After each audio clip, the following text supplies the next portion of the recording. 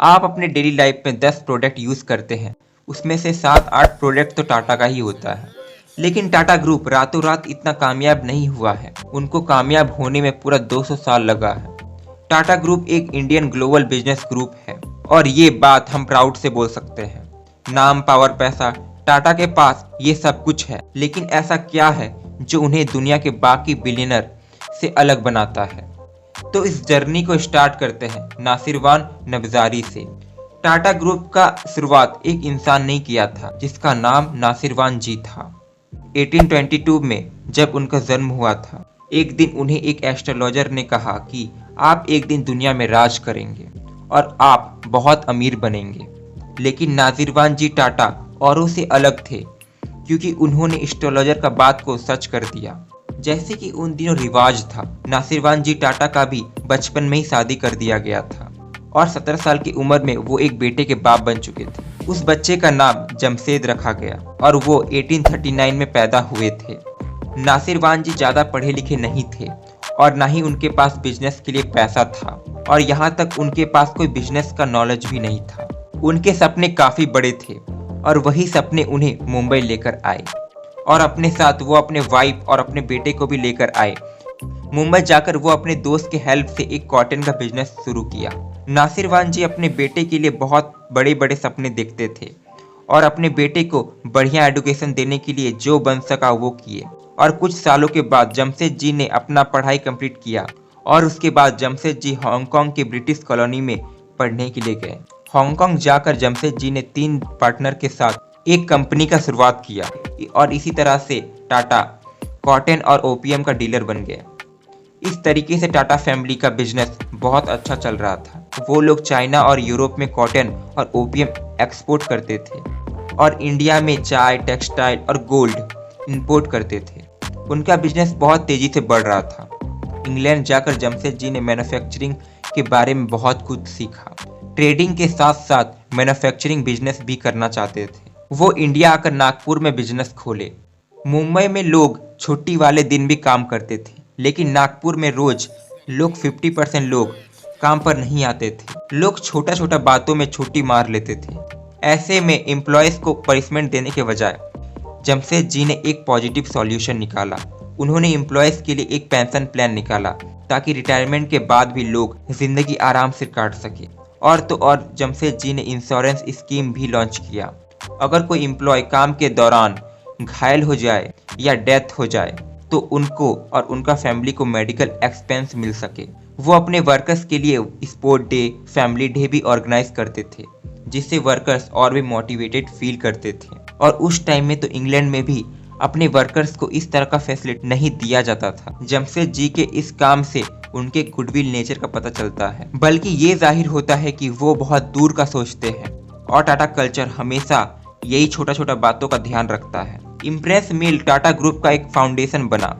ये मिल पूरा 100 साल तक चला। एक सक्सेसफुल बिजनेसमैन के तौर पर जमशेद जी का हमेशा तारीफ होता रहता है, लेकिन कभी भी वो सारा क्रेडिट खुद नहीं लेते थे, बल्कि अपने एम्प्लॉयज के साथ बांटते थे। मर्सिडीज बेंज जर्मन कार है, फोर्ड अमेरिकन, टोयोटा जापान का है और वोल्वो स्वीडन का। उन दिनों कोई भी कार इंडिया में नहीं बनता था, तो टेल्को ने ट्रक बनाने का शुरुआत किया। इसी तरह से रतन टाटा ने टाटा सेरा और टाटा स्टेट 2 गाड़ियां निकाले, लेकिन ये मॉडल इतने महंगे थे कि बस अमीर और फेमस लोग ही ये खरीद सकते थे। तब रतन टाटा को एक 100% इंडियन फैमिली कार बनाने का ख्याल आया। 1993 यानी 1993 में उन्होंने ऑटोमोबाइल पार्ट्स मेकर की मीटिंग में पब्लिकली अपना प्लान अनाउंस किया। उन्होंने लोकल मैन्युफैक्चरर्स को भी इस प्रोजेक्ट में पार्ट लेने के लिए इनकरेज किया। रतन टाटा का नेक्स्ट स्टेप था टेल्को में एक इंजीनियरिंग का टीम को तैयार करना, लेकिन कई लोगों को शक था, डाउट था कि ये प्लान सक्सेसफुल होगा कि नहीं। सबसे पहले इसके लिए बहुत ज़्यादा पैसा का ज़रूरत था और दूसरा बात, लोगों को लगता था कि इंडिया में फैमिली कार का मार्केट ही नहीं है। और तीसरा बात, वाकई में कोई कार 100% इंडियन कार हो सकता है। लेकिन रतन टाटा एक विजनरी थे। वो ऐसा कार चाहते थे जिसमें 5 लोगों का बैठने का जगह हो, क्योंकि आमतौर पर इंडियन फैमिली काफ़ी ट्रैवल करते हैं, तो सामान रखने के लिए भी अच्छा खासा जगह चाहिए और साथ ही में गाड़ी स्ट्रांग भी हो ताकि वो इंडियन सड़कों में सरवाइव कर सके। तो उन्होंने बेस्ट इंजीनियर चूज किए और 120 करोड़ रुपया उन्होंने CED यानी कंप्यूटर एडेड डिज़ाइन में इन्वेस्ट किया।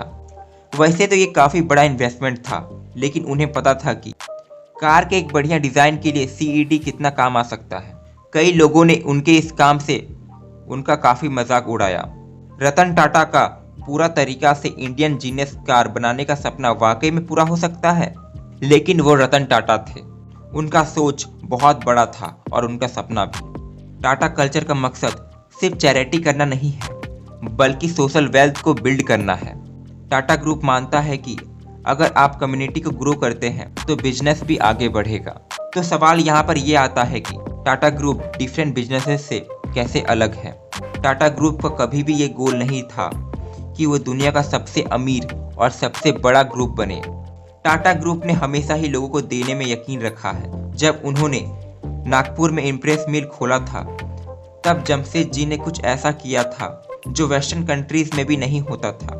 पेंशन प्लान देने का नया शुरुआत किया, क्योंकि वो हमेशा से ही मानते थे सोसाइटी का भलाई में ही उनका भलाई है। टाटा ग्रुप का मकसद बस पैसा कमाना नहीं था।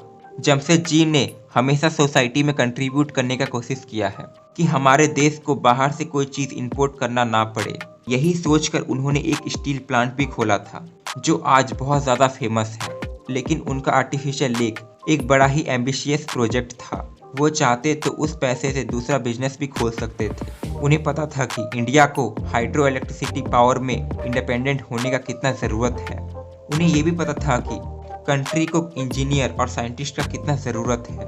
लेकिन टाटा ग्रुप का बात ही अलग है। ये लोग सोशल वर्क में यकीन रखते हैं, बल्कि ये लोग सोसाइटी में इन्वेस्ट करते हैं और लोगों में इन्वेस्ट करते हैं।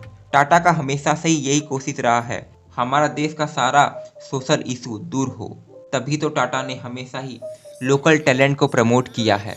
टाटा ग्रुप के 3 चेयरमैन काफ़ी इन्फ्लुएंसर है और वो एक दूसरे से काफ़ी अलग भी हैं। जमशेदजी काफ़ी टिपिकल फारसी है, शक्लो सूरत से भी और तौर तरीकों से भी। वो दाढ़ी भी रखते थे, जैसे उस टाइम पर फारसी मर्दों का ट्रेंड था। GRD टाटा थोड़े डिफरेंट थे। वो एकदम फॉरेनर लगते थे और वो हमेशा सूट पहनते थे। वो क्लीन शेव रहते थे, इसलिए वो थोड़ा फ्रेंडली हाव भाव देते थे। और रतन टाटा एक इंट्रोवर्ट है। वो काफ़ी रिजर्व नेचर के हैं और जेंटलमैन और हम्बल भी हैं। और तीनों का लीडरशिप स्टाइल एक दूसरे से काफ़ी अलग है। जमशेदजी देश के आज़ादी से कुछ सेंचुरी भर पहले पैदा हुए थे, पर उन्होंने जो सपना देखा था वो उनका जाने के बाद पूरा हो सका। GRD टाटा हमेशा सोसाइटी के वेलफेयर का बात सोचते थे। उनका मानना था कि अगर आप लोगों में इन्वेस्ट करेंगे तो आपका कंपनी भी ग्रो करेगा। वो समाज के हर छोटे बड़े क्लास को साथ में लेकर चलने में यकीन रखते थे। रतन टाटा व्यवस्थित है, स्थिर है। टाटा ग्रुप का सारा कंपनी को एक साथ एक कल्चर में रखना, ये उनका ही कमाल है। रतन टाटा का फिलॉसफी, उनका आइडेंटिटी एकदम इंडियन है और टाटा को इन पर प्राउड है। खुद पर यकीन रखिए, यही लेसन रतन टाटा हर एक इंडियन को देना चाहते हैं। इंडिया में $multi-billion कंपनीज भी हैं, जैसे फ्लिपकार्ट, पेटीएम और भी बहुत सारी कंपनीज। जहां तक माइक्रोसॉफ्ट या गूगल का बात करें, वहां पर एक इंडियन CEO भी है। तो कौन कहता है कि इंडियंस ऊंचाइयों को नहीं छू सकता? लेकिन सबसे पहले आपको खुद पर यकीन रखना होगा। आप कुछ भी कर सकते हैं, चाहे जो भी आपका करियर हो। खुद पर विश्वास कीजिए। जब आप बिलीव करोगे तब इम्पॉसिबल कुछ भी नहीं रहेगा। तब आप ऐसा लाइफ जिएंगे जहाँ पर कोई लिमिट नहीं होगा। इसका मतलब ये है कि सबसे पहले आपको खुद पर ही बिलीव करना होगा, फिर चीज़ें आपको खुद ब खुद मिलता जाएगा, रास्ता भी खुद ब खुद खुलता जाएगा। आप यही मान के चलिए कि आप जो सोच सकते हैं वो आप कर सकते हैं। तो इतने कमाल के कॉन्सेप्ट को सुनने और समझने के बाद ये वीडियो यहीं पर एंड होता है। अगर आपको ये वीडियो पसंद आया हो तो आप लाइक, कमेंट और सब्सक्राइब करके दिखा सकते हैं। फिर मुलाकात होगा एक नए वीडियो के साथ। जय हिंद।